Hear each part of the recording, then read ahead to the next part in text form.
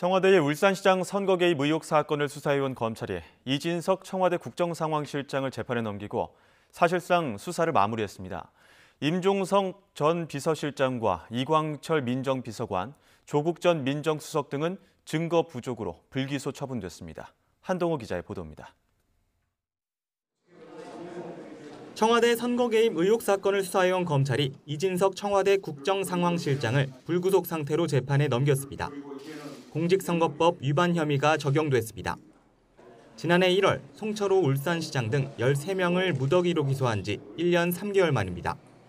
이 실장은 2018년 지방선거를 앞두고 송철호 현 시장의 경쟁 상대였던 김기현 당시 시장의 핵심 공약인 산재모병원의 예비 타당성 조사 발표를 늦추는 데 개입한 혐의를 받습니다.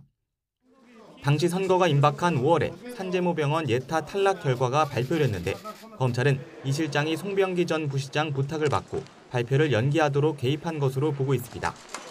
이 실장은 또 송 시장 측에 울산 공공병원 관련 내부 정보를 제공해 공약을 구체화하도록 지원한 혐의도 받고 있습니다.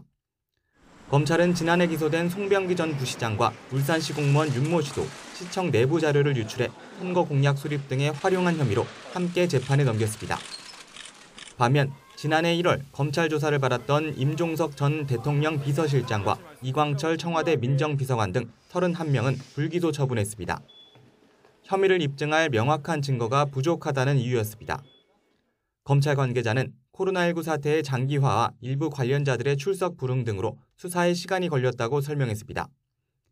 또 청와대 비서관 여러 명이 연루된 사건에서 윗선이 개입하지 않았다는 결론이 상식적이지 않다는 질문에는 법령에 의해 판단할 수밖에 없지 않겠느냐고 해명했습니다. 청와대는 코로나19 대응이 중요한 시기에 상황실장을 기소해 유감이라며 이진석 실장의 거취는 신중하게 검토해 판단할 것이라고 밝혔습니다.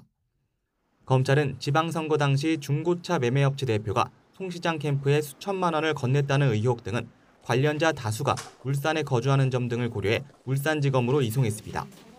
이로써 지난해 송철호 울산시장 등 13명이 무더기 기소된 이후 1년 3개월 만에 청와대 선거 개입 의혹에 대한 검찰 수사는 사실상 마무리됐습니다.